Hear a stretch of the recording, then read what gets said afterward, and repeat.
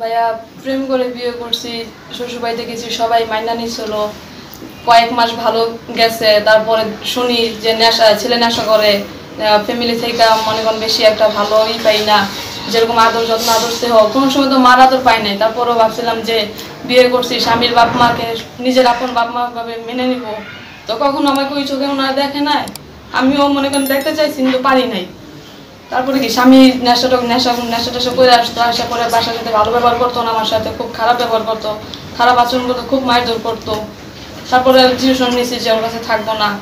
তারপর অনেক জোর জবরদস্তি করছে, তারপরে একদিন ওই আমার ছেড়ে চলে গেছে। দর্শক, আমরা ক্যামেরার সামনে যে আপুটিকে নিয়ে আসছি, আমরা শুনবো তার জীবনের ঘটে যাওয়া কিছু গল্প। দর্শক, আমাদের সঙ্গে থেকে গল্পটি আপনারা উপভোগ করতে থাকুন। আপু, আসসালামু আলাইকুম। ওয়ালাইকুম আসসালাম রহমতুল্লাহি ওয়া বারাকাতুহু। আপু, একটু জোরে কথা বলবেন, কেমন? আপনার নাম কি? মাসুমা আক্তার। মাসুমা আক্তার, আপনি কেমন আছেন? আগে একটু সেই গল্পটা আমরা শুনবো। আলহামদুলিল্লাহ ভালো আছেন। একটু জোরে কথা বলবেন আপু, আপনার ভয়েসটা আমরা পাবো কিনা জানি না, একটু জোরে কথা বলবেন। হ্যাঁ, তো আপু, আপনার পরিবারে কে কে আছে সে একটু বলবেন আমাদেরকে? জি ভাই, আমরা 2 বোন 2 ভাই আর বাবা আছে। 2 বোন 2 ভাই, বাবা আছে, মা নেই? না, মা নেই। আচ্ছা, তো মা নেই কত বছর আগ থেকে? মা নেই, মার আদর পাননি কত বছর বয়স থেকে? ভাই, মারা তো কখনো পাই না, আমি যখন হয়েছি তার 5 মিনিট পরে মা মারা গেছে। আপনি হওয়ার 5 মিনিট পরে মা মারা গিয়েছে? মানে সংসারের সবার বড় ছোট আপনি? আপনার ছোট আর কেউ নাই না? মানে আপনাকে জন্ম দিয়ে মা দুনিয়া থেকে বিদায়। আচ্ছা, এই কথাটা যখন আপনি মানুষের মুখে শুনেছেন, তখন আপনার ভিতরের অনুভূতিটা একটু জানতে চাইব, কি ধরনের হয়েছিল? একটু ক্যামেরার দিকে তাকিয়ে বলুন। যখন আমি বড় হয়েছি তখন বিশ্বাস করিনি, কারণ যার কাছে বড় হয়েছি তাকে আমি মা বলে ডাকি, আর সে কখনো আমাকে মানে অন্য কোনো চোখে দেখে না, সন্তানের চোখেই দেখে। আচ্ছা আচ্ছা, তারপরে তারপর আস্তে আস্তে বলেন। তারপর আস্তে আস্তে যখন আমার পরিবার বলতেছে না তোমার মা না, আমরা তোমার কাকি, আমরা তোমার ভাই বোন, তারপর আস্তে আস্তে বিশ্বাস করেছি। তারপর আস্তে আস্তে বিশ্বাস করেছেন। যখন আপনার বিশ্বাস হয়েছে যে আপনাকে জন্ম দিয়ে আপনার মা পৃথিবী থেকে বিদায় নিয়েছে, তখন আপনার ভিতরে কষ্ট হয়নি যে আমার মতো কপাল পোড়া বা অভাগা এই জগতে আর কয়টি মেয়ে হতে পারে? আছে ভাই, অনেক মানুষই আছে। আমরা যখন একসাথে এক স্কুলে পড়তাম, সেম নামে একজন মাসুমা ছিল, ওরও মা ছিল না। মানে মাসুমা নামের মেয়েদের কি ভাগ্য এতটাই খারাপ হয়? হয়তো বা ভাইয়া। আচ্ছা, তো আমরা শুনবো আপনার বাবা কি করে এখন বর্তমানে? বাবা তো আছে না? বাবা আছে বর্তমানে, বাবা অনেক বয়স হয়ে গেছে, কাজ কাম করতে পারে না, বড় ভাইয়ের কাছে থাকে। বড় ভাইয়ের কাছে থাকে। আচ্ছা, আপনার 2 ভাইয়া কি করে? 2 ভাইয়া কি করে একটু বলবেন? বড় ভাইয়া মানে কৃষি ব্যবসা, আর ছোট ভাইয়ের দোকান আছে। বড় ভাইয়া কৃষি ব্যবসা করে, মানে কৃষি কাজ করে। হ্যাঁ। আর ছোট ভাইয়া দোকান আছে। আর আপনার বড় আপু? ওর বিয়ে হয়ে গেছে। ওর বিয়ে হয়ে গেছে। কোথায় বিয়ে দিচ্ছেন? বিয়ে দিছি মাস্টার বাড়ি। টঙ্গী মাস্টার বাড়ি। আচ্ছা আচ্ছা, তো আপনার বর্তমান বয়স কত? আমার বর্তমান বয়স 18 প্লাস। 18 প্লাস। আপনার কি বিয়ে শাদী হয়েছে? হ্যাঁ, বিয়ে শাদী হয়েছে। বিয়ে শাদী হয়েছে। কত বছর আগে বিয়ে হলো বা কিভাবে হলো একটু বলবেন? 3 বছর আগে বিয়ে হয়েছিল। 3 বছর আগে, মানে 15 বছর বয়সে আপনার বিয়ে। হ্যাঁ। আপনি লেখাপড়া করতে পেরেছেন? হ্যাঁ, 8 পর্যন্ত পড়াশোনা করেছি। 8 পর্যন্ত পড়াশোনা করেছেন। আচ্ছা, তো আপনি লেখাপড়া যেহেতু করতে পেরেছেন 8 পর্যন্ত, তাহলে আপনি তো জানতেন যে 18-র নিচে কোনো মেয়েদের বিয়ে দেওয়া বাংলাদেশ সরকারের আইনত দণ্ডনীয় অপরাধ। তো আপনাদের বিয়েটা কিভাবে হলো? পারিবারিকভাবে না প্রেমের? প্রেমের বিয়ে ভাই। প্রেম করে, মানে তখন তো 18-15 বছর বয়স, যেটা দেখতেন ওটাই রঙিন। ভালো লাগার বিয়ে, ভালোবাসার বিয়ে, ভালোবাসার বিয়ে না? ভালোবাসার বিয়ে। ভালোবাসার বিয়েটি এখন আছে? না ভাই, এখন নাই। তো নাই কেন একটু বলেন না আমাদেরকে আপনার গল্প আকারে। আপনাকে ছেড়ে চলে গেল কেন? মানে এই কারণে আপনি তো তাকে প্রেম করে, তাকে ভালোবেসে জীবনসঙ্গী করেছেন, তো আপনাকে ছেড়ে সে কে চলে গেল কেন? সে তো নেশাপানি করতো, সে তো খারাপ লাইনে চলাফেরা করতো, আপনি তাকে ছেড়ে চলে আসতেন। আপনাকে ছেড়ে সে চলে গেল কেন? আমি মানা করতাম, খুব মানা করতাম যে তুমি এগুলো করো না, নেশা পানি করো না, এগুলো ভালো না। আমার মার দূর করতো, আমার বলতো যে তোর থাকতে মন চাইলে তুই থাক, না থাকতে মনে তুই চলে আসা, আমার কোনো আফসোস নাই, আমাকে এই সমস্ত কথাগুলো বলতো। এছাড়া অন্য কোনো কারণ ছিল?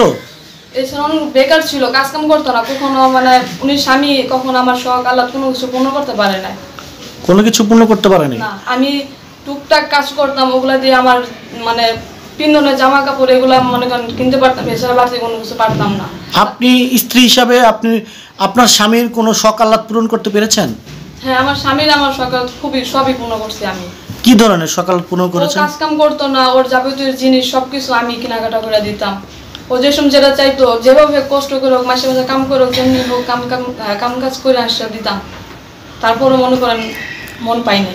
তাহলে তো বোঝা যাচ্ছে যে আপনার ভালোবাসাটা খাঁটি, আর সে আপনাকে তো, তাহলে আপনি তার কাছ থেকে প্রতারণার শিকার হয়েছেন, সে তো আপনাকে তাহলে ভালোবাসেনি। এক পর্যায়ে তখন যখন দেখতেছি যে আমি ওকে মানে কোনো মতন পাইতাছি না, আমি খুব ভালোবাসতেছি, একতরফা তো ভাই ভালোবাসা হয় না, একতরফা কোন জায়গায় থাকাও যায় না। তো দেখতেছি যে ওর কাছে যখন আমি ভালোবাসা পাইতাছি না, কোনো কিছু মানে আমি ভালোবাসা পাইতাছি না, আদর স্নেহ তো দূরের কথা, কিছুই পাইতাছি না। ভালোবাসা না পেলে তো মানুষ টাকা পয়সা দিয়ে থাকে, তাও পাইতাছি না। তারপর এক পর্যায়ে এক ছেলের সাথে রিলেশন করছিলাম, রিলেশন করার পরে ওর কাছ থেকে ওই বললাম না যে চলে গেছে গা, তো জানতো, জানার পরে আমার এই পর্যায়ে মানে আমার এখন ফালাই চলে গেছে।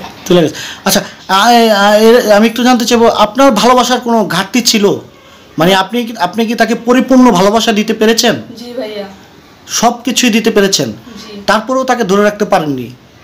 তাহলে কিসের অভাব পূরণ করতে পারেননি সে যে চলে গেল?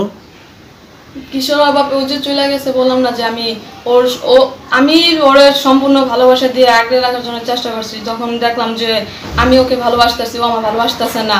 তারপর এক পর্যায়ে আমার মন আর আমি ওর মানে ওর পর থেকে মনে একটা ঘৃণা চলে আসছে যে এক তো আমি এত কিছু করি, ও নেশাগ্রস্তভাবে এসে রাত্রেবেলা আমাকে মারধর করতো, খুব টর্চার করতো।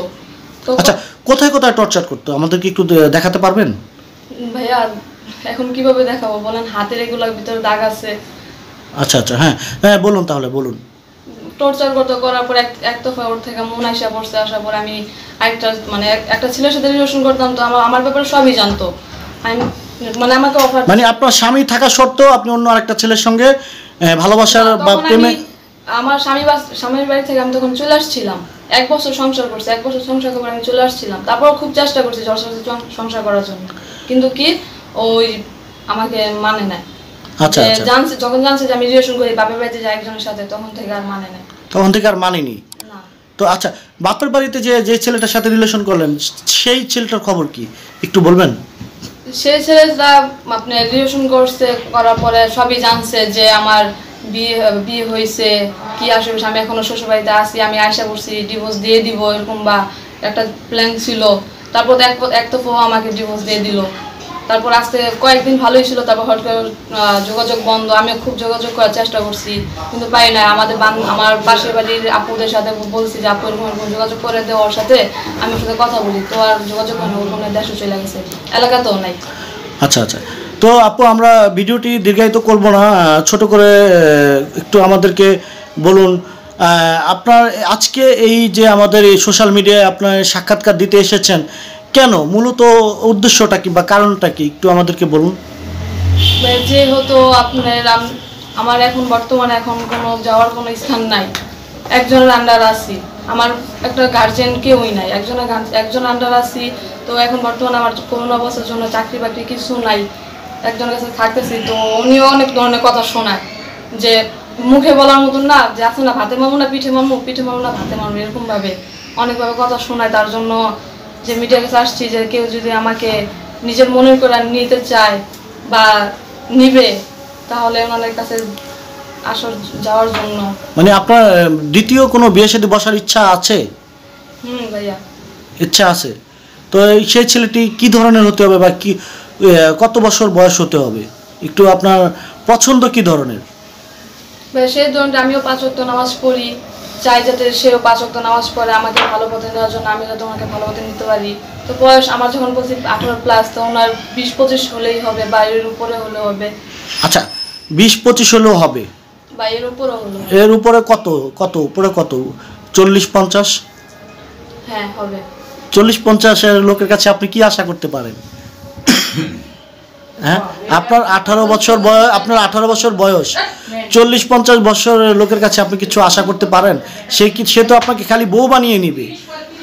হ্যাঁ, 30 থেকে 35 হলেও চলবে।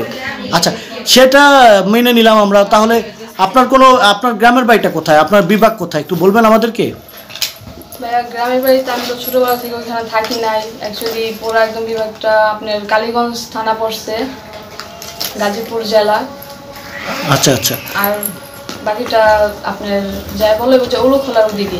আচ্ছা আচ্ছা, এমনি আপনার এই ভিডিওটা প্রচার করার পরে বাংলাদেশের যেই কোনো বিভাগ থেকেই ফোন আসুক না কেন, আপনাকে বিয়ে করতে চায় না কেন, আপনার কি কোনো বিয়ে করার কোনো বিভাগ পছন্দ করা আছে?